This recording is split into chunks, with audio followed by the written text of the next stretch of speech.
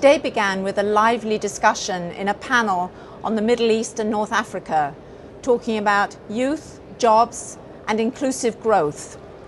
Managing Director Dominique Strauss-Kahn was there for the IMF. He was debating these issues with people from the region. The panelists disagreed about many things, but they did agree that looking forward, what's important is also to learn from the lessons of the past.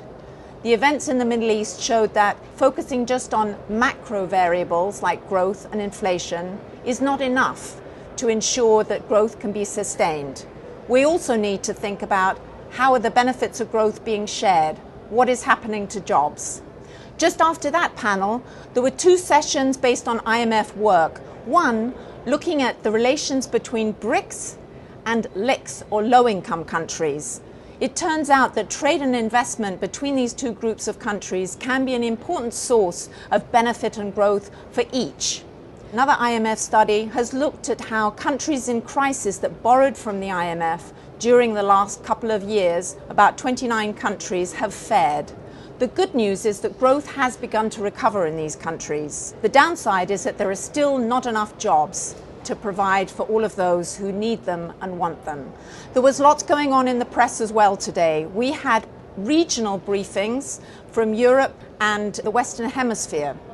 Beyond these press conferences, there have been a lot of individual live interviews on broadcast TV channels from around the world. The closed part of the IMF meetings began also today, with ministers and governors from the Group of 20 meeting just behind me.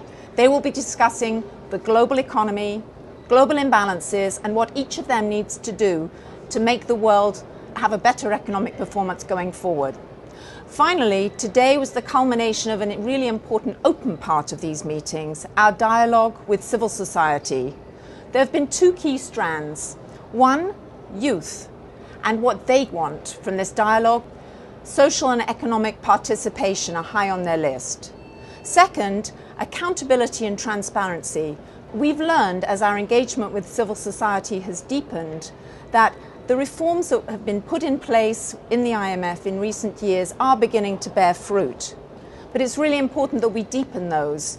I'm Caroline Atkinson, Director of the External Relations Department at the IMF.